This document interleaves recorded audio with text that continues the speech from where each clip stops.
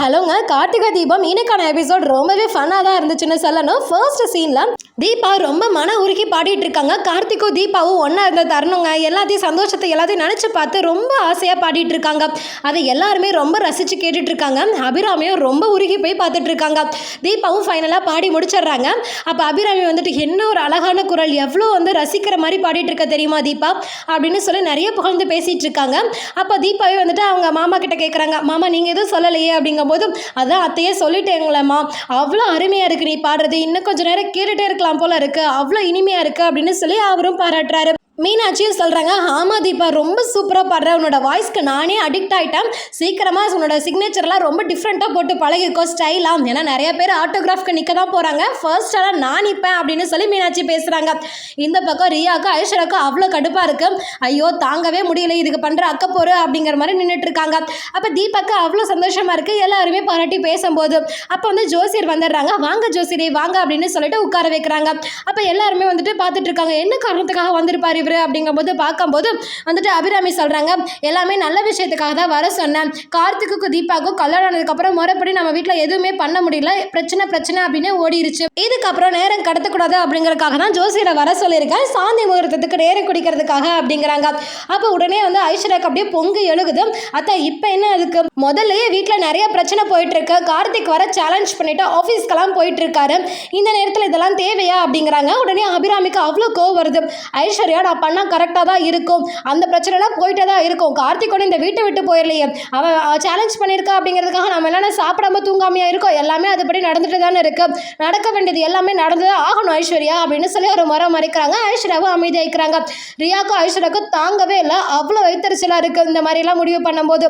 அப்போ நீங்கள் ஜோசியரே பாருங்கள் ஒரு நல்ல நேரம் அப்படின்னு சொல்லும் போது, இன்றைக்கே நாள் ரொம்ப சூப்பராக இருக்குமா அப்படின்னு சொல்லி ஒரு டைமையும் கொடுத்துட்றாங்க. ரொம்ப சந்தோஷயா அப்படின்னு சொல்லிட்டு சொல்லிடுறாங்க. ஜோசியரும் கிளம்பிடுறாங்க. தீபா கூட கேட்குறாங்க, அத்தா இப்போல்லாம் அது தேவையா, அந்த பிரச்சனைலாம் கொஞ்சம் முடியட்டுமே அப்படிங்கிறாங்க. அப்போ அபிராமி, இந்த பிரச்சனை எப்பவுமே இருக்கதாமா செய்யும், வீட்டுக்கு பிரச்சனை தான், வீட்டுக்கு வீடு வாசப்படி இருக்க தானே செய்யுது, அதே மாதிரி இருந்துகிட்டே தான் இருக்கும், நம்ம நேரம் தாழ்த்தவே கூடாது, எல்லாம் நடக்க வேண்டிய நேரத்தில் நடக்கணும், நீ அமைதியாரு அப்படின்னு சொன்னோடே தீபாவும் எதுவும் பேசாமல் இருக்காங்க. மீனாட்சி உள்ளே இருந்தால் எல்லா விஷயத்தையும் பார்த்துக்குவா, இப்போ அவளும் வெளியே இருக்காளே அப்படின்னு அபிராமி சொல்லும் போது மீனாட்சி சந்தோஷமாக சொல்கிறாங்க, அத்தா தீபாக்காக நான் என்ன வேணால் பண்ண தயாராக இருக்கேன், இந்த ஒரு விஷயத்துக்காக நான் இன்னைக்கு மட்டும் வீட்டுக்கு வரேன் அப்படின்னு சொல்கிறாங்க. அபிராமிக்கு ரொம்ப சந்தோஷமாயிருது. ரொம்ப சந்தோஷம் மீனாட்சி நீ வா அப்படின்னு கூப்பிடுறாங்க.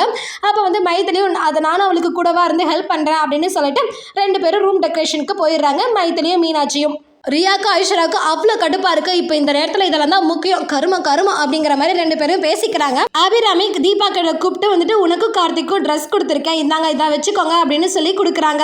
ரொம்ப சந்தோஷமாக தீபாவும் வாங்கிக்கிறாங்க. அப்போ அபிராமி போனதுக்கப்புறம் மைத்திலியும் மீனாட்சியும் ஓட்ட ஆரம்பிச்சிடுறாங்க. இங்கே பாரு சும்மா இருந்துட்டு அந்த முருங்கைக்காயை வச்சு அத்தை மனசை மாற்றிட்டா பாரு அப்படின்னு மீனாட்சி சொல்ல, அப்போ அக்கா நான் சும்மா தாங்க கடைக்கு போனேன், அந்த பாட்டி தான் கொடுத்தாங்க அப்படிங்கிறாங்க. நீ காரணம் இல்லாமலாம் கொண்டு வந்திருக்க மாட்டா, ஏதோ காரணத்தோட தான் அத்தை மனசை மாத்திட்ட பாத்தியா அப்படின்னு மீனாட்சி கிண்டல் பண்ணிட்டே இருக்காங்க. அப்ப தீபாவும், அக்கா அதுக்கு பேசாம நீங்க வெளியவே இருந்திருக்கலாம் போல, என்ன ஓட்டிட்டே இருக்கீங்க அப்படிங்கிறாங்க. நான் வெளியே இருந்தாலும் உன்னை ஓட்டுவேன் அப்படின்னு மீனாட்சி சொல்றாங்க. அக்கா அண்ணி நீங்கனாச்சும் ஹெல்ப் பண்ணுங்க அப்படின்னு மைத்திலிட்ட கேட்கும் போது, இந்த விஷயத்துல நான் மீனாட்சிக்கு தான்ப்பா சப்போர்ட்டா அப்படின்னு சொல்லி 2 பேருமே ஒன்னா இருக்காங்க. நல்லா ஜாலியா எல்லாரும் பேசிட்டு இருக்காங்க. அப்ப ரூம் டெக்கரேஷனுக்கு மைத்திலியும் மீனாட்சியும் இருக்காங்க. மைத்திலி பாட்டு பாடிக்கிட்டே டெக்கரேட் பண்ணிட்டு இருக்காங்க. அப்ப அண்ணி என்ன பாட்டெல்லாம் பலமா இருக்கு அப்படின்ட்டு தீபா வராங்க. ஆமா எல்லாம் உங்களுக்காக தானே அப்படிங்கும்போது, எனக்கு புரியலையே அப்படிங்கிறாங்க. அப்ப மீனாட்சி சொல்றாங்க, புரியலன்னு சொல்லிதான் முருங்கைக்காயை வாங்கிட்டு வேலையவே பார்த்துட்டு பாத்தியா அப்படின்னு சொல்லி மறுபடியும் கிண்டல் பண்றாங்க. அக்கா போதும்க்கா கிண்டல் பண்ணாதீங்க அக்கா அப்படின்னு சொல்லி தீபாவும் பேசுறாங்க. ரொம்ப ஜாலியாவே எல்லாரும் பேசிட்டு இருக்காங்க. அடுத்த சீன்ல ஆபீஸ்ல லேபர் ஒருத்தர் பாட்டு பாடிட்டு இருக்காரு. அப்ப கார்த்திக் போயிட்டு, என்னென்ன பாட்டு பாடிட்டு ஜாலியா இருப்பீங்க போல அப்படின்னு கேட்க, என்னப்பா பண்ணுறது, வீட்டில் போனால் எப்போ இருக்க பொண்டாட்டி தான், இங்கே ஆஃபீஸ்க்கு வந்தாலும் அதே மிஷின் தான், எப்போ இதே மாதிரி வாழ்க்கை தானே போயிட்டுருக்கேன், நம்மளே கொஞ்சம் ஜாலியாக வச்சுங்கிறதுக்காக எனக்கு பிடிச்ச பாட்டெல்லாம் பாடிட்டு இருப்பேன் அப்படின்னு சொல்கிறாரு. ஏன்னா ஒரு வாரம் லீவ்க்கு இது போட்டுட்டு வீட்டோட எங்கேயாச்சும் வெளியே போயிட்டு வரலாம்ல, உங்களுக்கு கொஞ்சம் ரிலாக்ஸாக இருக்கும்ல அப்படிங்கிறாங்க. ஆமாப்பா அப்படின்னு சொல்லிட்டு அவர் வேலை பண்ணிட்டு இருக்காரு.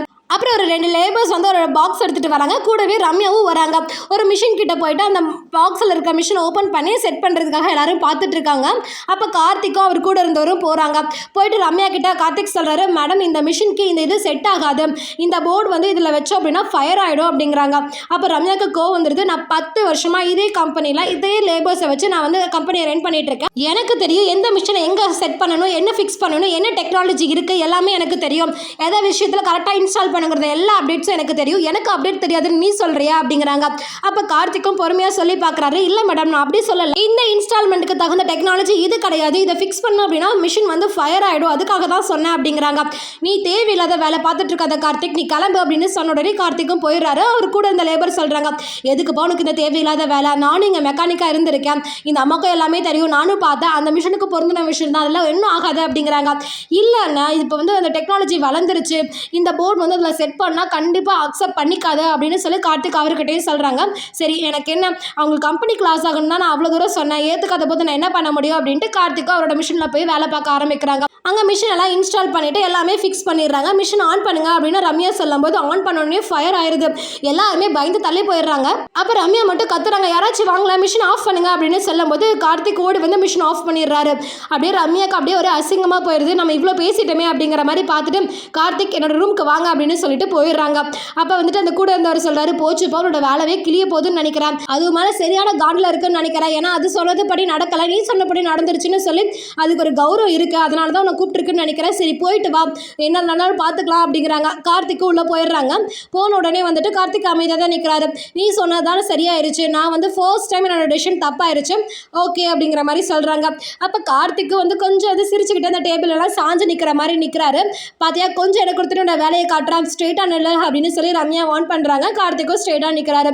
சரி சரி போய் வேலையை பாரு, இதை அட்வான்டேஜ் எடுத்துகிட்டு வேறு ஏதாச்சும் வேலை பார்த்தா அப்படின்னா அவ்வளோதான், சீட்டு காலி ஆகிடும், போய் பார்த்து வேலை செய்ய அப்படின்னு சொல்லி மறுபடியும் வான் பண்ணி அனுப்புகிறாங்க ரம்யா. இன்னொரு பக்கம் ரியாவும் ஐஸ்வராவும் என்ன பண்ணி இதெல்லாம் கெடுக்கலாம், இன்னைக்கு வந்து சாந்தி முகூர்த்தம் நடத்தவே கூடாது, இவங்க நம்ம இவ்வளோ கஷ்டப்பட்டு இந்த போட்டியில் ஜெயிப்போமா மாட்டோமான்னு சொல்லி ஒரு கலக்கத்தில் இருக்கும் போது இவங்க சந்தோஷமாக இருக்க விட்டுறணுமா, கண்டிப்பாக விடக்கூடாது ரியா அப்படின்னு சொல்லி ஐஸ்வரா ஒரு பக்கம் பிளான் போட ஆரம்பிக்கிறாங்க. ரியாவும் அதுக்காக வந்து எல்லா வேலையும் பண்ணிட்டு இருக்காங்க. கார்த்திக் வீட்டுக்கு வந்ததுக்கப்புறம் இந்த விஷயத்தை கேள்வி கேட்டு எப்படி ரியாக்ட் பண்ணுவார், ரியாவும் ஐஸ்வராவும் என்னெல்லாம் பிளான் பண்ணி இதை நிறுத்த பார்ப்பாங்க அப்படிங்கிறது எல்லாத்தையும் அப்கமிங் எபிசோட்ஸில் பார்க்கலாம். ரொம்பவே இன்ட்ரெஸ்டிங்காக போயிட்டுருக்கு. உங்களுக்கு கார்த்திகை தீபம் சீரியல் பிடிக்கும் அப்படின்னா நம்ம சேனலை சப்ஸ்கிரைப் பண்ணிக்கோங்க. கார்த்திக் தீபா பேர் ரொம்ப பிடிக்கும் அப்படின்னா இந்த வீடியோக்கு ஒரு லைக் பண்ணிக்கோங்க.